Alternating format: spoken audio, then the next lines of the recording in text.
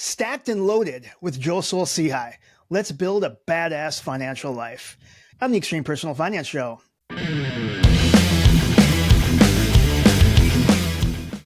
All right, I'm really excited about today's guest. He truly is a total rock star in the world of personal finance. Joe Saul-Sehy was previously a financial planner who traded in the suits and the spreadsheets for microphones and punchlines. You know him as the host of the wickedly popular Stacking Benjamins podcast, where, in my opinion, he makes money talk not only tolerable, but fun and entertaining. Joe is a keynote speaker, a podcasting pioneer. He's been doing this for a long time. Co-author of the book, Stacked, Your Super Serious Guide to Modern Money Management, which I feel as though it's a book that taught me something about money and didn't put me to sleep. So that was, welcome to the show, Joe. How you doing? Thanks, man. I'm great. Thanks for having me. Absolutely, man. I really do appreciate it. I think, so really quick, how long have you been doing Stacking Benjamins? 14 years. 14 years. Yeah. And it went through 3 iterations and, just something for everybody out there. Don't be afraid to not get it right at first, because we certainly didn't. If I had anything that I'd take back, it's that we actually waited here, Chris. We waited a full year because in the space between my ears, I thought that getting the noise from this microphone to the people that want to listen to it in their headphones was like, must be this complicated thing. It had to be this complicated thing. So I did no homework. I just let the fear take me away. And then I found out that things like Libsyn, Buzzsprout, like all these cool places exist that do it very easily. It's the easiest technology ever. And I waited 12 months. Right on. Well, so 14 years, that's a long time. So you now have kind of made a career of making finance fun, right? I mean, your tagline for the podcast is what? The greatest money show on earth, right? Yeah. Because it's a circus. Because it's a circus. Why do you think humor can be such a powerful tool for teaching people about money and finance? I get frustrated when people don't. There's a wonderful TED Talk by a woman named Catherine Price talking about the power of fun and talking about how little research has been done in the areas of play and fun, because most people think that when you say the word fun, you mean not serious. And yet when you line up all the research on a great retirement and a great life, her perspective is, and certainly mine, maybe it's why I'm attracted to everything Catherine Price does, is because I have believed this forever, is that if you're trying to teach people something, making it fun and palatable makes you think that you're not learning. And instead you are just in the moment and growing. And I think that if we can be in the moment and growing and in some type of a community, I think kind of that Venn diagram of those 3 things, we put those together, we're in this cool sweet spot. And you see all the research that supports this, the research on longevity about how if we're community minded, we have a 50% less chance of dying this year in retirement than if we're not doing some civically minded thing. You're about to host a great documentary with our Minneapolis group, our Minneapolis St. Paul group, Join or Die, where they go over that and how powerful it is, not just for your community, but for you to be a part of that. You think about the best times in your life, and those are the times when you're filled with joy. And yet the criticism that I get about my podcast is always, we're not serious enough. I know. And that totally frustrates me, because we are deadly serious. And it is 100% our teaching method. And if you would just take yourself a little less seriously and stop being such a right. just a person that needs to take life more seriously, I think you'd open up so many avenues. You'd open up so much joy in your life. So, I don't go after fun because I want to be Joe, funny guy, Steve Martin, comedian. It's because I learn more that way. Dude, I think if you showed up with an arrow through your head and said, I'm a wild and crazy guy, that would be, I would love it. Make my own King Tut song. Oh, dude. So true story. My dad got me the 45 record of Steve Martin, and it had King Tut on one side. And I brought it to school and played it for the class, where he's like, and I remember at the time, like, he literally was like, he's my favorite hunky. I was like, what? But I was like 7 years old. Like, what? Anyway. No idea.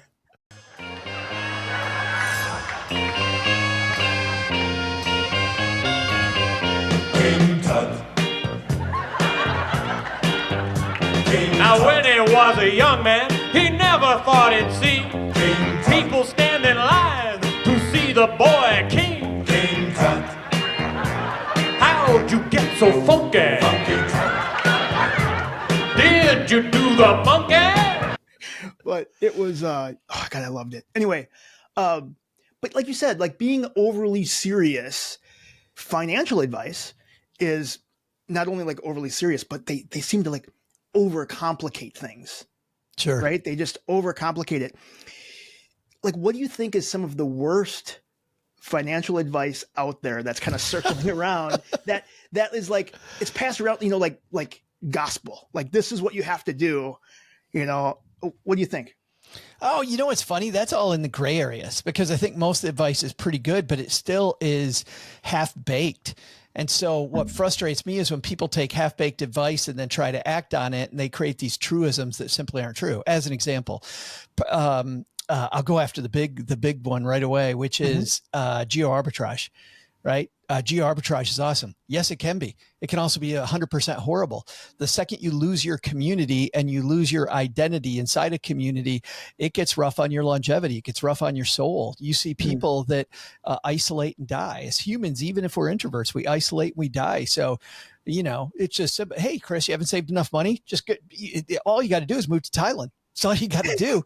You can retire right now, man. And the answer is yes, you could.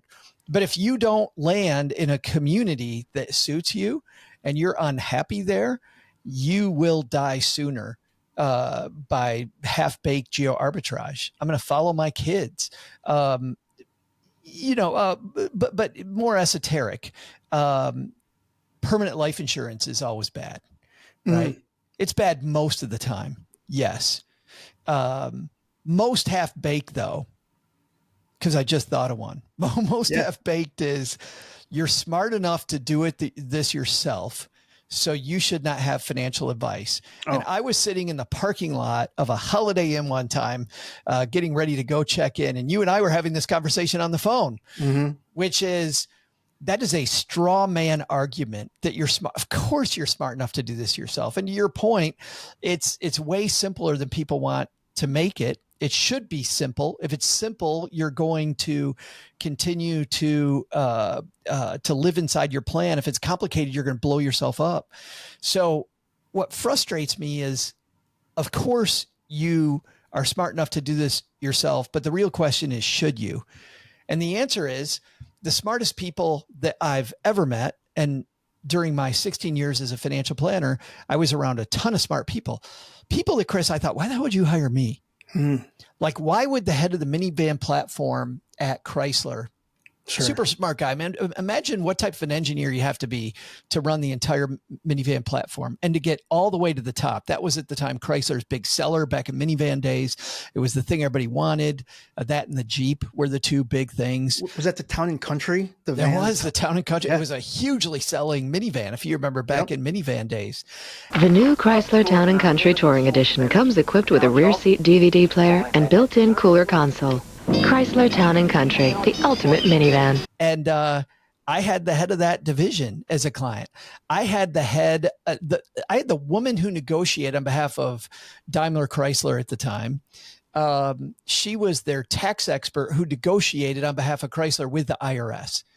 CPA, PhD, knew everything about everything. Why do you hire Joe Saul-Sehy? And the answer to that question is that they are smart enough to do it themselves. But you know what? Two things. Number one, they have a unique talent. Bernie's unique talent, the guy that ran the minivan division, Bernie's unique talent was leading groups of people, many of them who were engineers and getting engineers fired up and mission oriented and going in the right direction. If he spends more time doing that and less time on his financial plan, he's going to get where he wants to go faster, because Bernie has this blue sky potential to make tons of money. If Chrysler doesn't want him, GM might want him, or one of the other companies might want him. But Bernie had unlimited opportunity. Why spend hours and hours and hours digging into the minutia of doing the whole financial plan? The second thing is Bernie liked me to argue with him. Sure. And I like people to argue with me, and having people in your corner who know you know you enough to argue with you and go, Chris, why the hell are you doing that? Like, I think that's so valuable. I love those conversations when somebody goes, Joe, you're messing this up. You know, Joe, I need this. I like the emails I get from you going, hey, Joe, we're done with this. We need this. I'm like, push me a little bit, man. I like to be pushed. I think most of us actually, if we know somebody's in our corner and somebody can push us, like, we really, really like that. So my point is not, can you do it on your own? Which a lot of fire movement people go, well, forget that. Avoid all those fees. Right. I think those fees come with a ton of benefits that I want in my corner. The problem that I have is a lot of people start with a fee, and what you really need to start with is, what do I get? Yeah, there was something that my dad told me later on in life. There's certain things that my family was typical blue collar family. You know, we would change our own brake pads on our cars. We would, we weren't afraid to get dirty and turn wrenches and do that stuff. But he did say at some point, someone is paying you to do what you're really good at. At some point, you pay someone else to do what they're really good at. And that's funny. It kind of clicked for me. I'm like, yeah, man. Like, Yeah. So we had this discussion this morning, Chris. Tina on our team, who and I were just chatting. We were just having a little relaxed time over coffee. And I got one of those stupid Facebook ads on AI. And I have become really, really good at ChatGPT, like really good. But a lot of the other platforms I don't know much about. And somebody put together a course for $30 where they will take you through all the different AI platforms and give you like a very in-depth, it's 2 months, day by day, do it during whatever time you want during each day. But over 2 months, you get these in-depth, what is this platform good at? What's it not good at? So you can see better the scope of AI and all the different nuances of AI. And I saw $30 and I went, could I just go into ChatGPT and design this myself? The answer is, yeah, I could. And ChatGPT will probably give me a great thing. I can put it on my calendar. I can do all this stuff.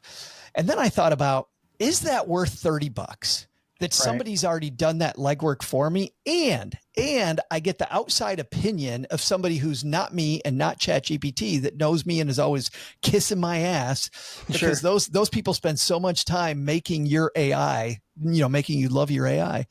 Like, real people design this thing to talk about his strengths and weaknesses. I'm like, that's totally worth $30. So I went and bought the course because of the fact that it's an outside perspective.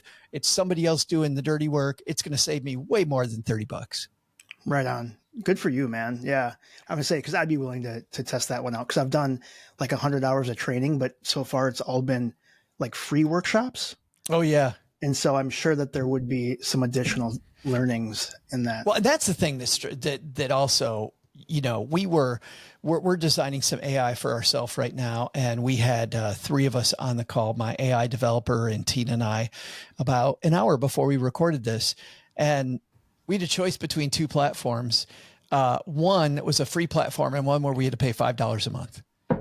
And I don't know about you, I prefer to pay $5 a month, because if I don't pay $5 a month, I don't know how they're getting paid, and I become the product. And maybe at $5 a month, I'm still the product, but I want to make that less likely by paying somebody something, which I think is, it's funny, this discussion, Chris, just to broaden it out a little bit, in the fire community, which you and I love, it's slash your fees. And I agree with that in principle, but I always begin with, what do I get? And I feel like there's too many, we spend so much time talking about slashing fees. We don't talk enough about, what do I get first?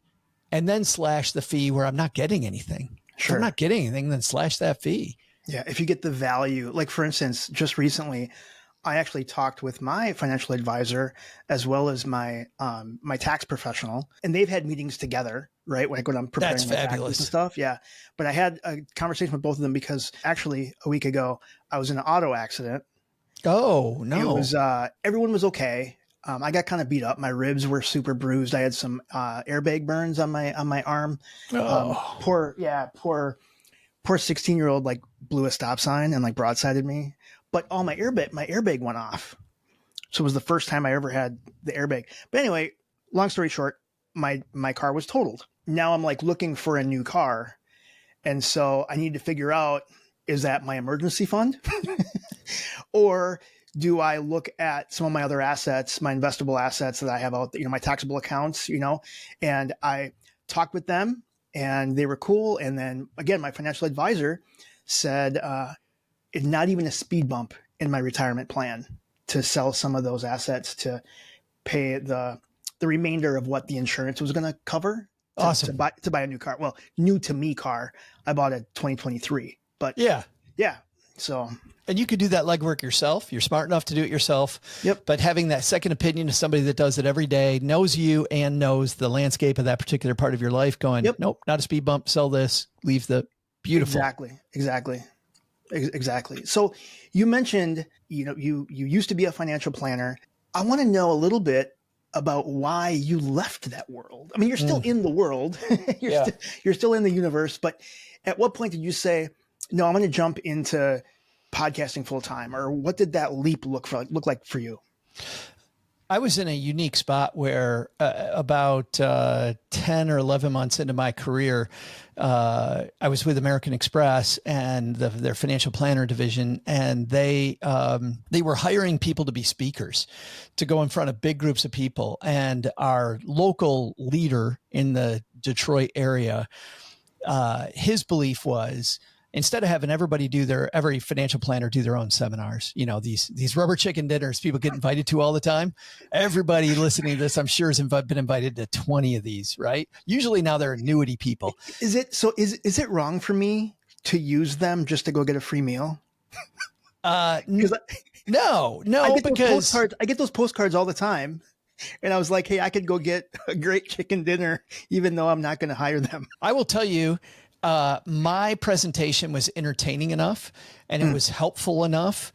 And I was good enough at it that I found some fantastic clients who didn't think they were going to hire me. So as the dude that did that, and I was the hired gun by the advisor. So internally with the company, the way that it worked was I got trained, and then I went and did a few speaking gigs, and I had numbers that out of X number of people that attended these things, this number booked appointments when I was the speaker.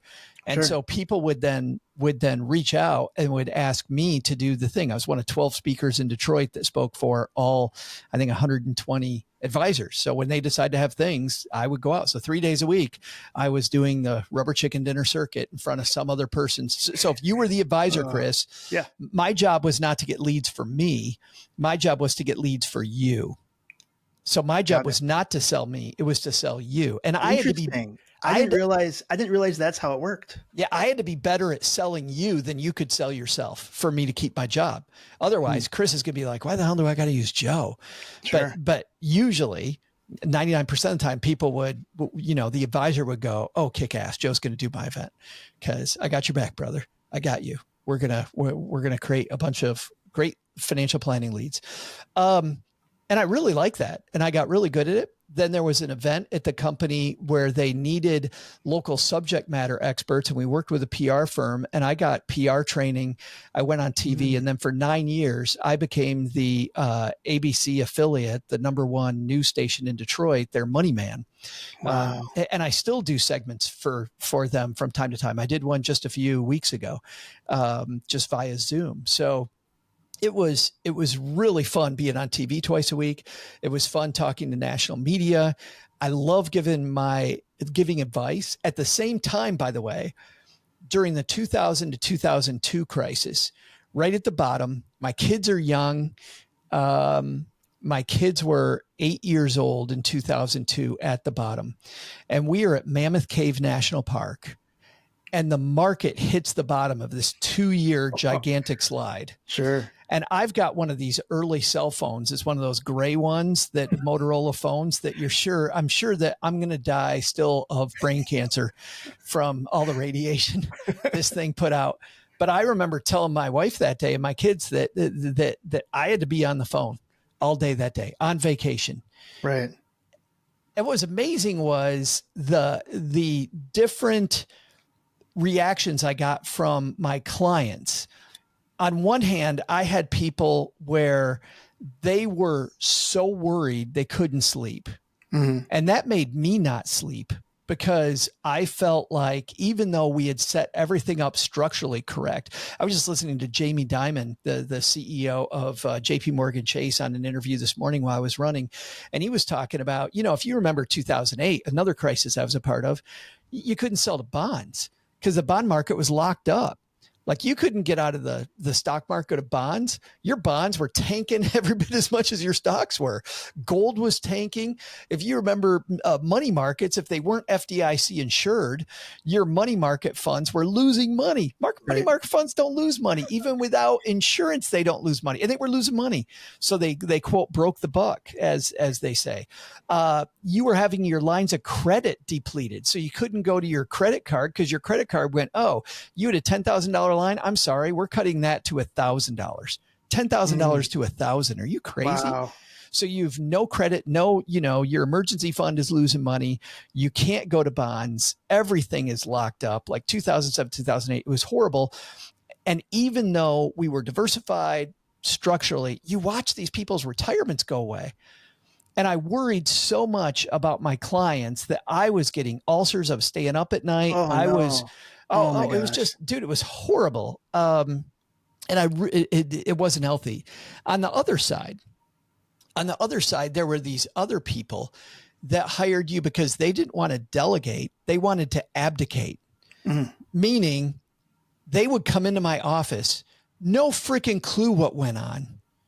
And I would go, here's where we're at. I know you've been following this. Here's where you're at. Like, oh yeah, we've watched the news. Wait a minute. I went from $1 million to $620,000.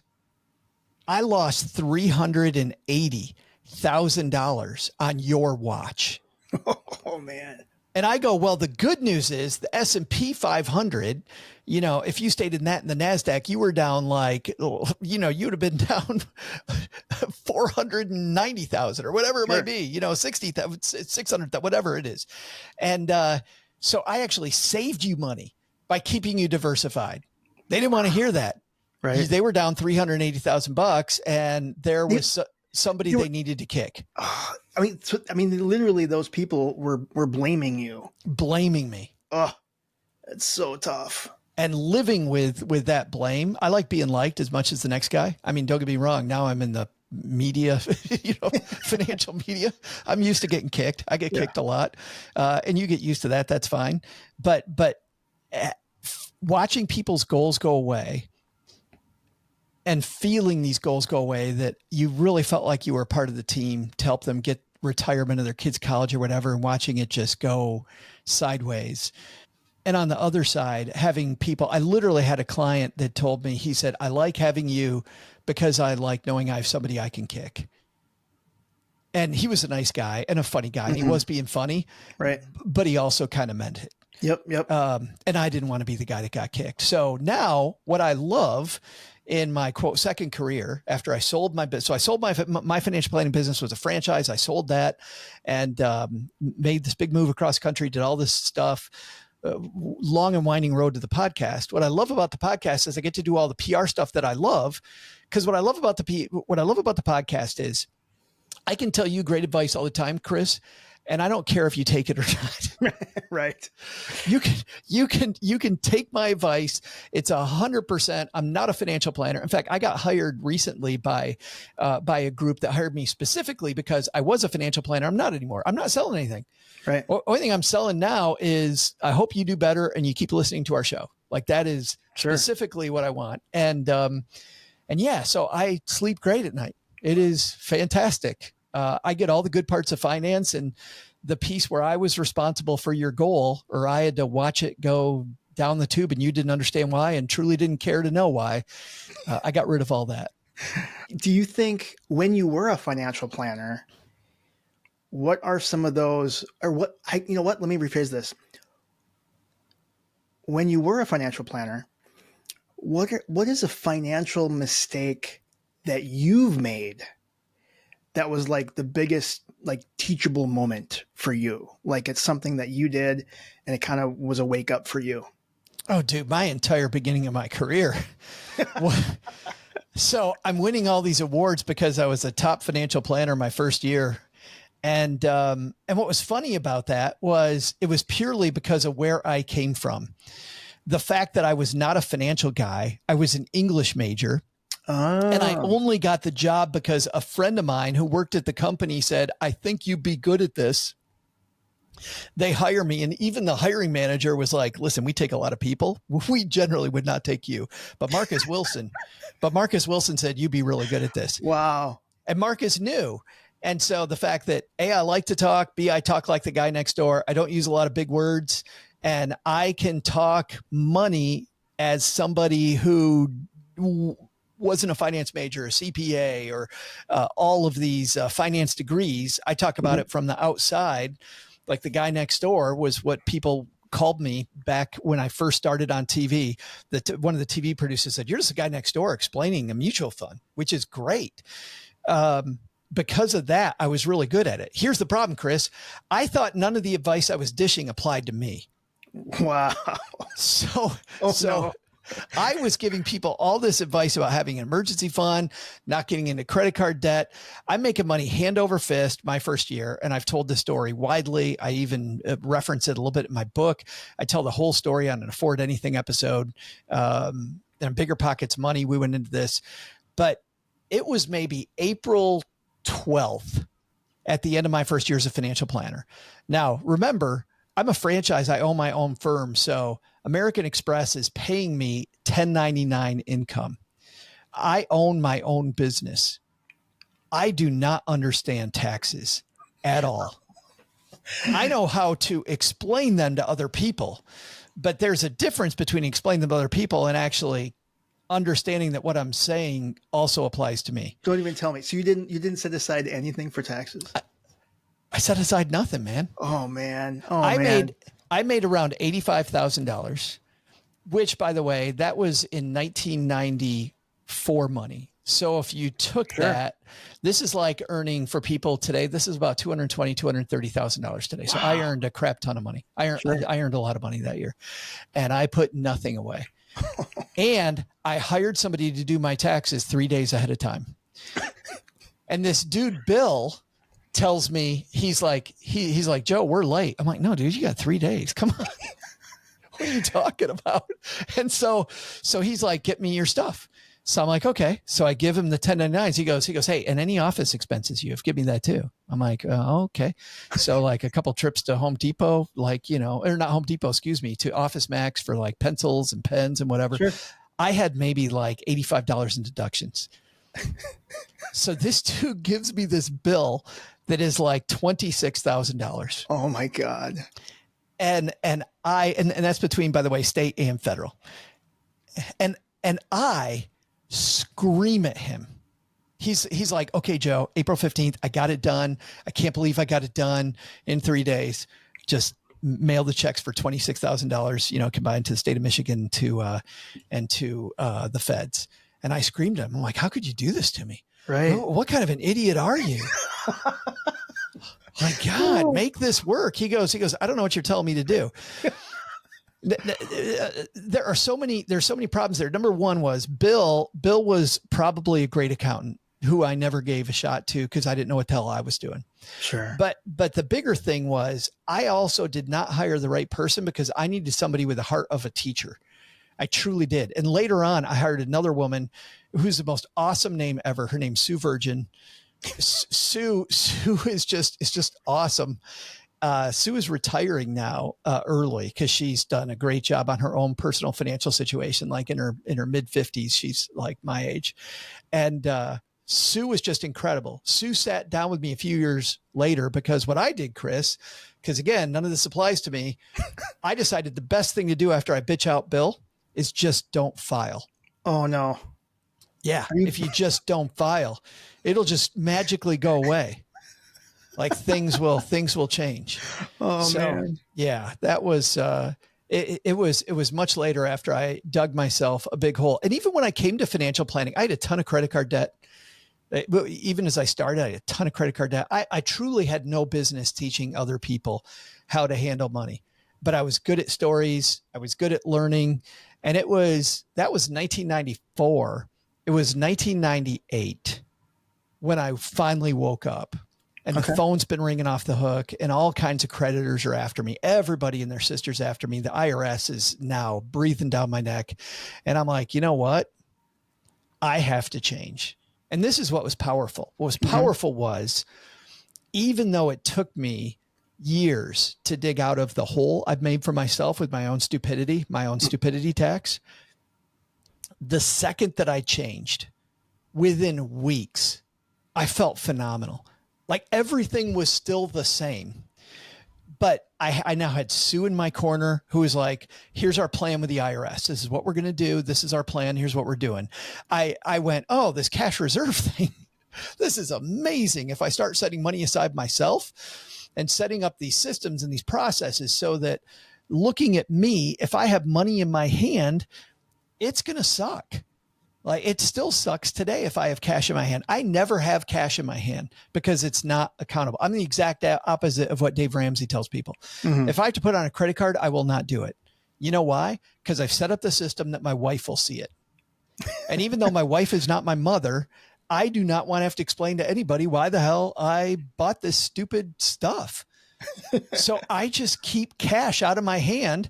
And then when I want to buy stupid stuff, I just tell Cheryl, I'm like, hey, I'm going to go buy something stupid. She's like, great, go buy it. You deserve it. That's great. Or you know what? Let's figure it out.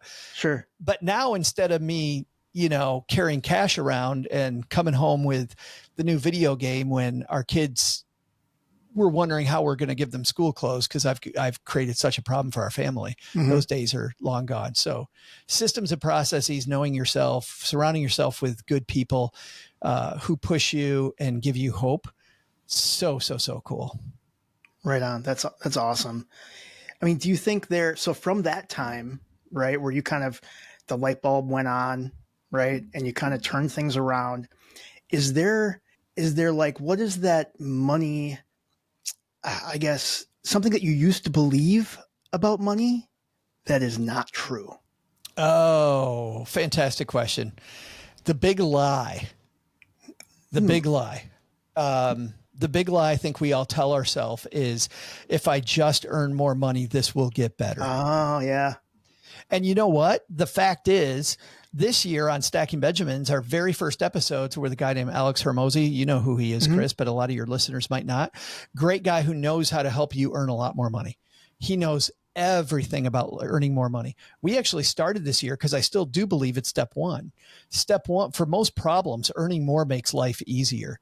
I just spoke with Nick Majuli, who talks about the wealth ladder, and Nick of Dollars and Data fame, the Dollars and Data blog. Nick's thing is that when you just look at statistically, your life gets a ton better if you just figure out a way to make more money. But that is only step one. If you have crappy habits, you cannot out earn your way to success. Sure. You have to make more money, number one. Then number two, create systems to save. And this is what I like about David Bach. David Bach, I like because of the fact that he was the person that introduced to me this idea that it's not discipline. I thought I wasn't disciplined. I'll tell you, I didn't get out of my situation because of discipline. I got out of my situation because of systems and processes. Interesting. Once I set up systems and processes of keeping money out of my hands, a way to communicate money with my spouse, a way to communicate with the smart people around me, and then a series of milestones to keep climbing toward my goals, first out of my hole, but then toward my goals. Systems and process win the day. Like automating your money so it goes the right way. 100%. So much better. Whenever, and by the way, this was even true. So looking back on my career, even when I sucked with money, I would see, and I had this line between me and everybody else. A client would tell me, like, Chris, if you were my client, you told me, I'd say, hey, there's this new thing, the Roth IRA. Let's use that. And Chris goes, yeah, I don't want to set up the automatic contribution because I just don't want that money coming out of my bank account. So here's what I'm going to do. I'm going to write you a check. I would look across the table and tell you that check's never coming. Right. You are never going to write that check. And you go, no, I swear to God, I'm going to write it. And then I'm calling you 2 weeks before the end of the year. And I'm like, hey, Chris, what happened to that check you were going to send? And you're like, oh my God. Okay. I'll send it this week. And you would, but only because I hounded you, because that was my job, was to hound you. Like I have people that hound me, like Chris Luger hounds me. like if you set stuff up automatically with that every month to systematically contribute, you learn to live that way. You do it with Netflix. Why not do it with yourself? Yeah. Well, that was the question. So literally my first interest-only payment on the construction loan for a real estate project I have. I was meeting with the banker and again, my partner on the project, and the interest-only payment was due, I think like the 1st of June or something. And you're like, well, how would you like to do it? You can drop off a check at the bank. And I'm like, well, isn't there a way I can just automate that? Oh yeah, we can do that too. I'm like, yeah, do that. Please. I know, not only for the convenience, but just to know it'll get done. Yes. Well, and that's the part for me. One of my, I love so many of my clients when I was a planner, but I worked with one of the anchors at the TV station. And back when I was making $85,000, she was making $250,000. Wow. So think about how much that is today, right? That's almost $1 million today. Sure. And this wonderful woman, she was so busy, dude. She hired me to set up systems so her bills got paid on time. Her credit was horrible only because she had several kids. I won't say how many because that'll give her away, and I don't want to do that. But she had several kids. She was a great mom. Her husband was worked full time in a job that just enveloped you. He between them, they had no time, and so her bills were all being paid late, even though she had plenty of money to do it. So me and my team just set up automatic payments on her bills, and the next month. She's calling. Well, she wasn't calling me. She sees me at the TV station. She's like, "You are a lifesaver." And that's awesome. All we did was automate. And it's true for me too. I mean, and for you, it sounds like you automate it so much better. For sure. So you with Stacking Benjamins and, you're on social media, right? I mean, I see you on TikTok and Instagram and stuff. Would you consider yourself a finfluencer? I used to hate that title until I read a book by a woman named Brittany Hennessy. Brittany Hennessy has a book, and you'll want to read this, Chris. In fact, I think I'm going to just send it to you because I think you'll really like it. And it's called Influencer. And Brittany is amazing. She's a person that worked with big brands to hire influencers.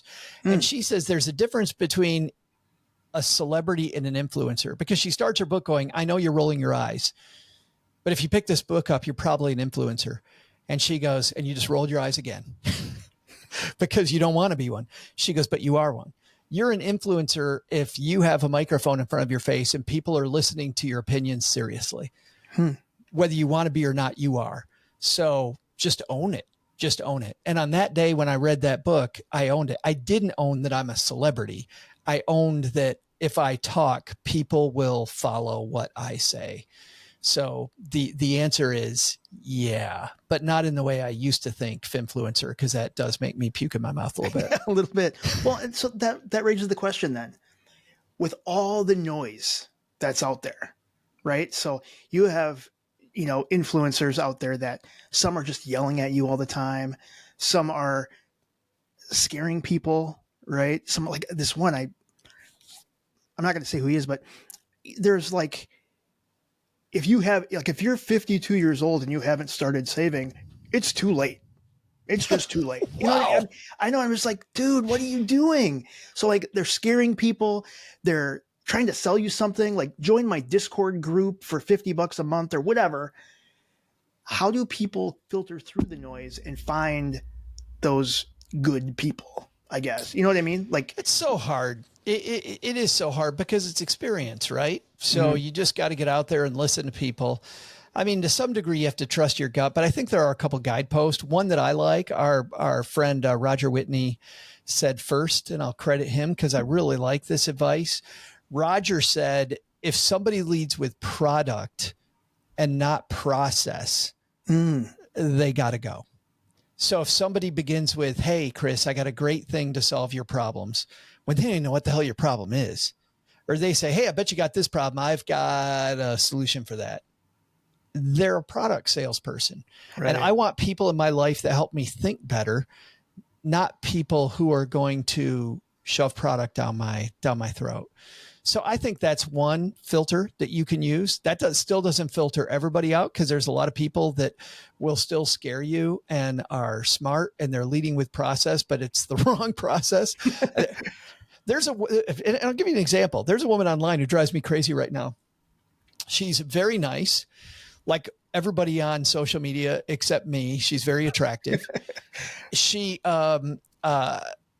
so, you know, that all lures people in. And she's like, I retired at 55 years old with $500,000. Oh, yeah. And here's how you can do it too. And she grew her YouTube page monster big very, very quickly. Mm-hmm. I think that premise is an effing mistake. Like, just the premise is a huge mistake. All of this stuff we talked about earlier about longevity and community and all those things. If you want to drop out at 55, there's something bigger going on psychologically. And I think that changing jobs at that point, or changing income streams, is great. Changing the way you save money is great. Changing the way you spend money. But just the idea of dropping out at 55, and the number of people that hate their job so much that they latch onto that right so quickly scares the hell out of me. And so I think there always is truth then, as I talk myself into this argument. There is truth to the idea of, if it just sounds too good to be true, like, you just have to parse through, why does that sound so good to be true? It isn't too good to be true, by the way. She's done it. You can do that. But much like we talked about, you know, doing your own financial plan and having no experts help you at all. Is that really what you should do? Like, there still has to be this, I guess, gut check. Sure. Well, so that then now you've talked to hundreds, if not thousands. How many episodes do you have? We're on 1715, and we did 2 shows before this. Wow. So we did 13 shows of the first iteration and 69 of the second. So who knows I guess how many interviews you've done. Yeah. Do you think that there is like a lesson, or out of all those people, something that you still kind of go back to that blew your mind? Something that was really, moved the needle in your life? I think the best idea ever for me was when we had a guy named Ken Honda that I interviewed, because Ken Honda is I'll call him a financial philosopher. He calls himself the Marie Kondo of money in Japan, which is fine, but that's a little salesy for me. I like financial philosopher because the idea of fire gives me that same ick sometimes that I don't like, even though I love the movement. I love the idea. I love the people in it. I love so much about it. The part that I don't like is what Ken Honda really spoke to. And I think it's a better philosophy, Chris. And his philosophy is called Happy Money. His book is called Happy Money. Oh, I do know that book. Yeah. And that book, it's funny because our mutual friend Paula Pant spoke with him as well. And we got done talking with him the same week because, you know, it was his book tour, right? So, and people, by the way, and this is a little insider chat for everybody, just people always, and the critique people give you all the time is, I can't stand that you guys all talk to the same person at the same time. Here's the deal. These are busy, smart people. The only time you can get them is when they have the book tour. So there's a reason why they go on Jimmy Fallon and then on Stephen Colbert and then on, you know what I mean? They make the circuit. It's the same thing for us. It just, if I can talk to a thought leader, the main time they become available is just when they're selling something. It then is up to me to make sure that I'm not hawking a book. Like, I've got to make sure that my audience gets something really good out of this. And there is no overt sale, or even, you know, overt's not even a good word, but you know what I mean? It doesn't feel like I'm Barnes and Noble. Sure. Instead, I feel like, hey, I'm talking to Ken Honda about this philosophy. And if you want to know more, well, then he's got a book. Sure. But a lot of the time I like listening to interviews where I like the idea, but I'm not going to go buy the book, but I got enough out of the interview that I'm like, oh God, that was a great use of time. Yeah, totally. So Ken though, so Paula and I talked to Ken about the same time, and Paula goes, yeah, it was okay. And I go, okay. And then she and I talked, dude, for about 2.5 hours then. Really? And now if you talk to Paula, she's like, I love Ken Honda. And I'm not saying it's me. I'm saying that this idea of surrounding yourself with people where, you know, you can spark each other going, I didn't even see that. Because Paula's done that with other people with me. Cody Sanchez. I can't stand the way Cody Sanchez talks. Just the bro talk that she does, this whatever. I don't like it, but what she says is really, really, really good. And Paula taught me that through another long conversation. But the idea that I like about Ken Honda, everybody's like, Joe, get back to Ken Honda. The idea of Ken Honda that I like is this idea of gratitude. That everything in your life, if I have gratitude, if I have debt, the fact that creditors honored me enough to loan me money that they knew that I would repay to them, I need to be thankful that there were organizations out there that lent me money. Interesting. If somebody asks me to do something, let's say you and I were talking about our kids before we hit record. If my dad asked me to help him clean up stuff in the backyard, I should say, you know what? I'm grateful I have a parent that wants to spend time with me. Every moment that I wake up, I have an opportunity to be grateful for the things that I have, or to bemoan the stuff that I haven't had. And I have to say this, after I read that, it was about the time that I had finally reached financial independence, about the same time. And what struck me was the act of reaching financial independence, which we all think is going to be unicorns and freaking rainbows. It wasn't. It is not.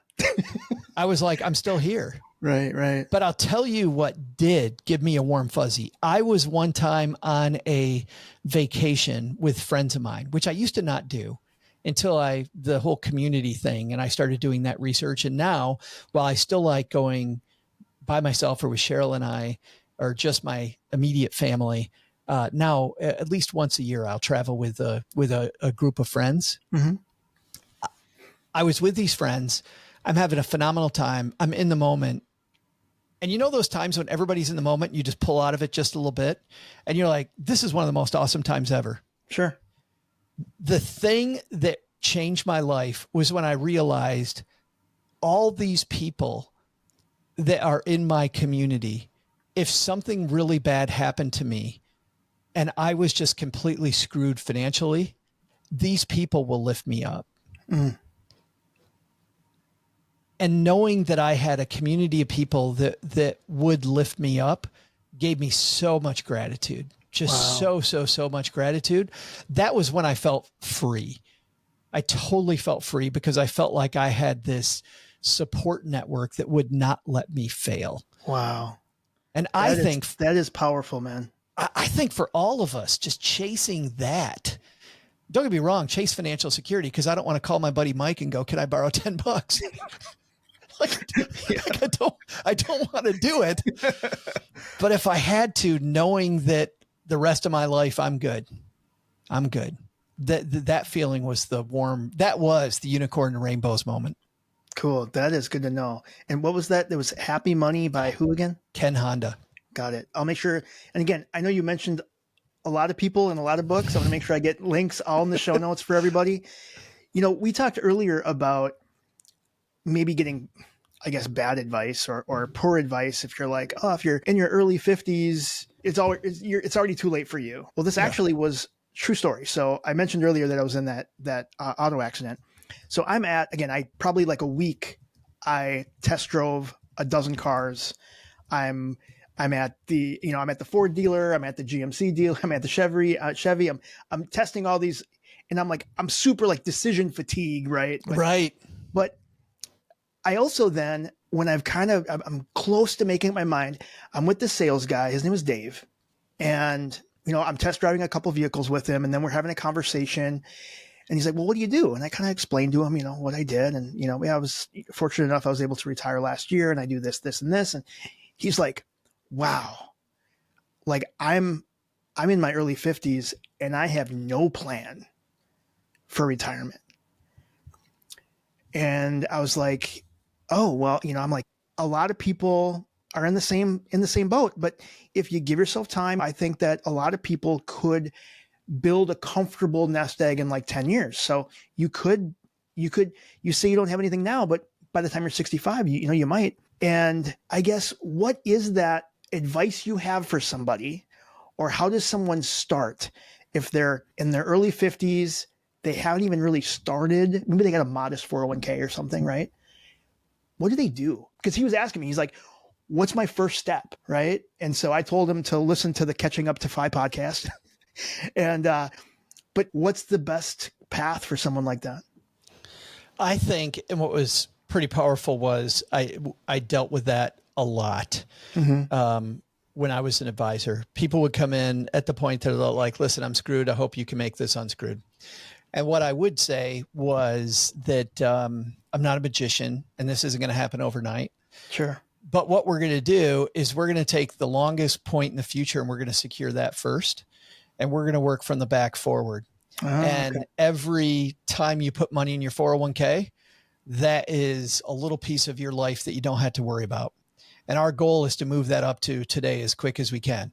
I don't know where we're going to get, but you know what we're going to do? We're going to get to a point where you're going to feel warm fuzzy, because by the time I was 77 or 75 or 73 or 68 or 65 or whatever it might be, where we got there.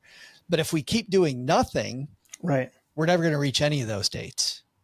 So there's this great, OG likes to talk to this. He said this quote so many times. My co-host, he says that, the best time to plant a tree was 20 years ago, because then you can sit under it today.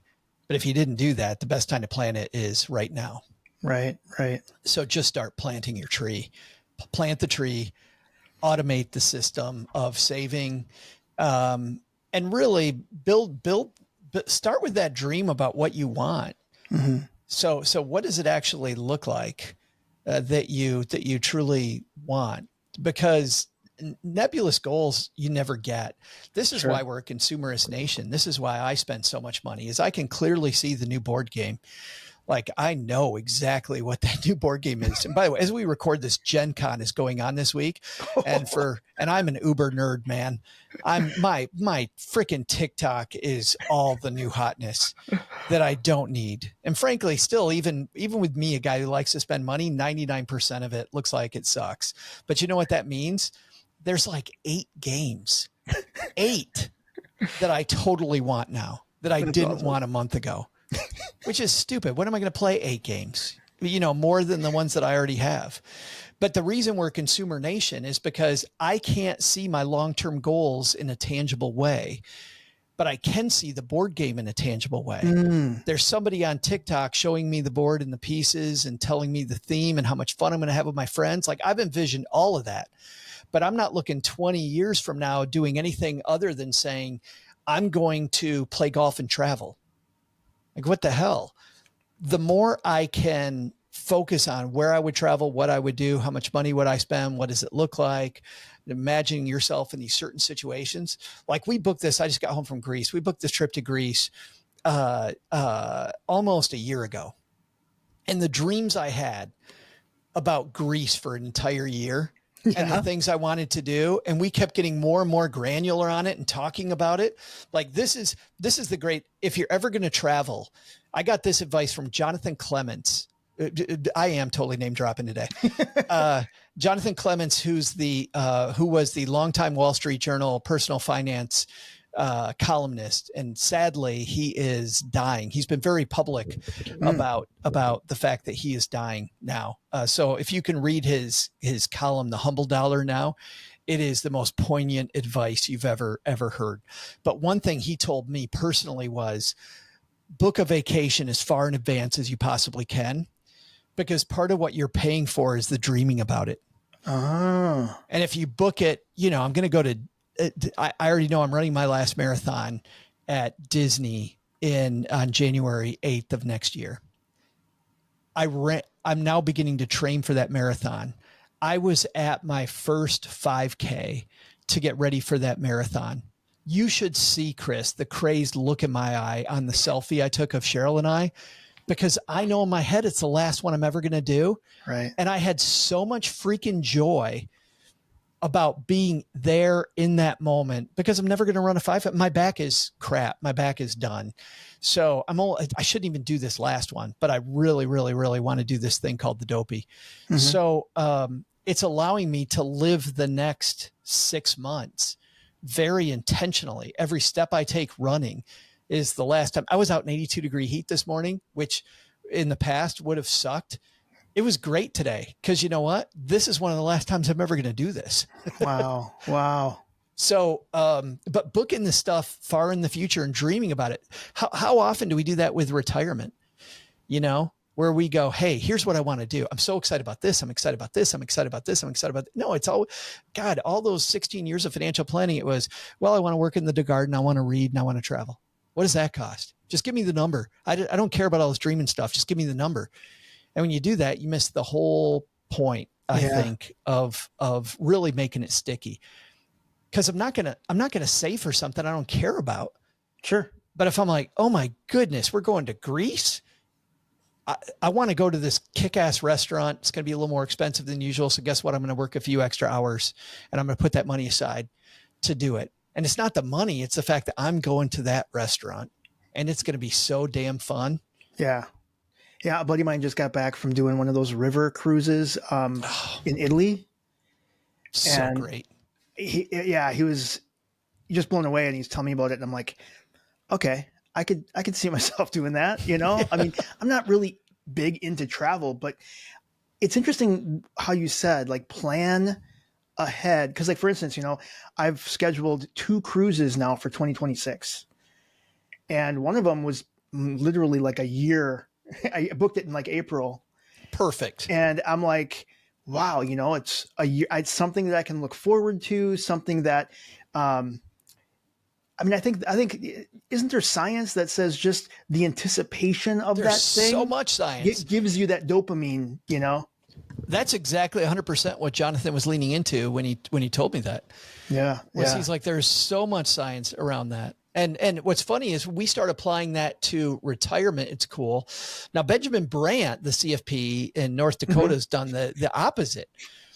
He actually says that if you've got these long-term goals, don't just have the anticipation, start doing things today that are toward that goal to fuse your future dream into today, which is kind of what I did up in Arkadelphia at this 5K that I ran, knowing it's the last time I'm going to do this 5K.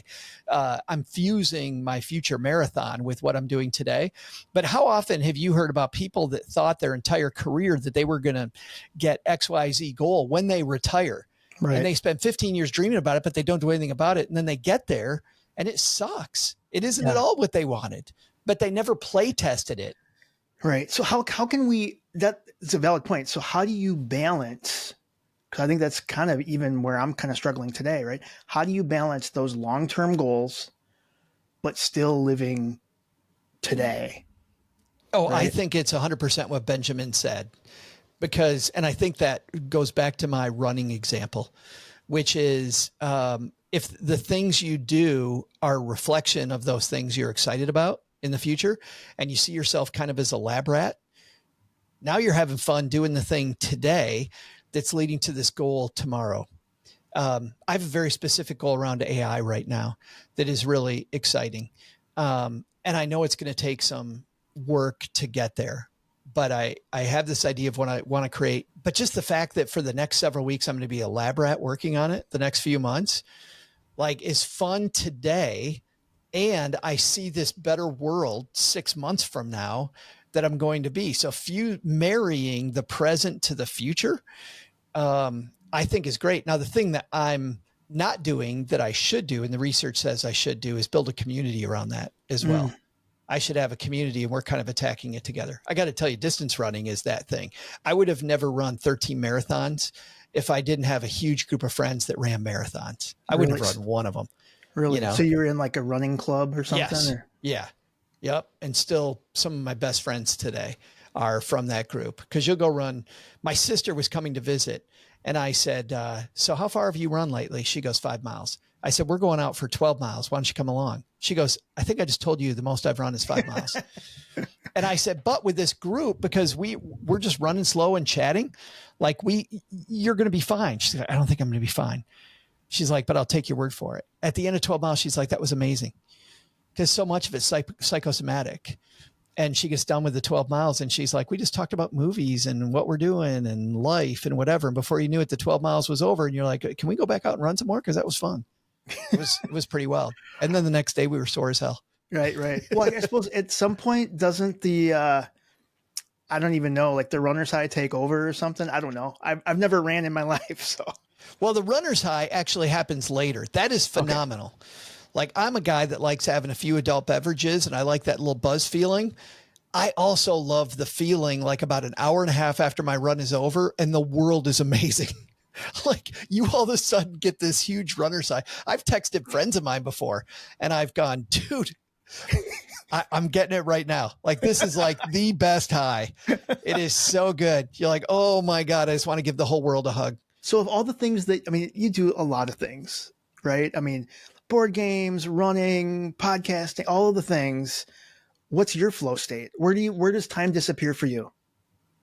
If I find a task that just lights my curiosity, I don't know about for you, but if it just lights my curiosity.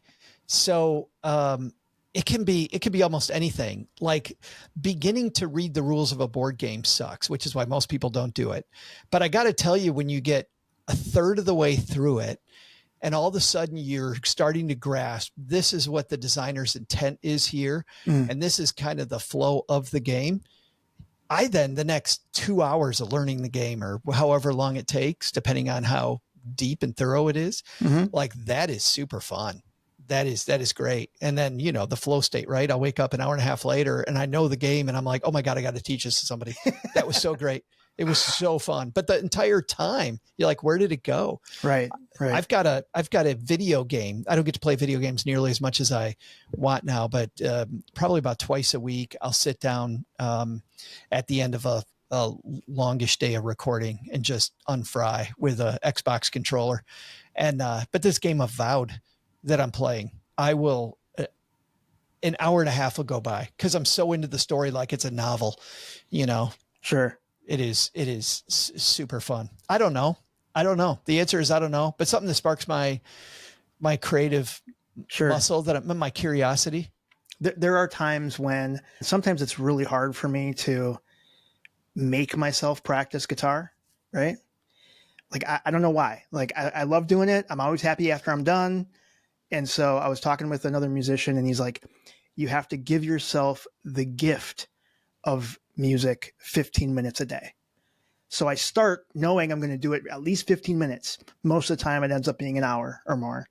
But when sometimes I remember, like, just recently I was noodling and my kid got home from work and he's like, hey, don't you have that meeting you have to go to or whatever? I mean, I literally blacked out. I had no clue that I was playing for like an hour That's so awesome. Yeah, I know. So if only that would happen more often. That is so awesome. Joe, I want to thank you so much for hanging out with me today. It was super fun. I want you to share with the listeners, where can they find more about you and your show and all of the things Joe Saul-Sehy? Wherever you're listening to us now, the Stacky Benjamin Show, the greatest money show on earth. You'll hear Chris Luger sometimes on our Friday roundtable. We've had some fun with Chris, but generally on Mondays, we take a topic and we go into depth. Just my co-host, who is a working CFP, OG, and Mom's neighbor, Doug, who's kind of the everyman, and we take headlines and talk about how they apply to you today. Wednesday, we have these phenomenal mentors, a lot of people we mentioned today. And then on Friday, we have smart people like Chris and Paula Pant, Jesse Kramer, our friend Doc G, Bill Yount, you mentioned earlier. We try to have people from the community on, and we just have a nice, very chatty roundtable discussion, a lot of the time about whatever the topic was during the week, but sometimes about something that a blogger had written recently or some headline or whatever it might be. So we try to have a little bit different theme on Monday, Wednesday, Friday, again, the circus. But at the end of it, we're hoping that at the end of the day, you got a few great tips, but you also feel confident and ready to explore some more. So wherever you're listening to us now, or YouTube, wherever, just say hi. Great. Awesome. Thank you so much, Joe. I really do appreciate it. And thank you everyone for listening and watching on YouTube. I really do appreciate it. Please like and subscribe wherever you get your podcasts. And we will see you next time on the Extreme Personal Finance Show. See you.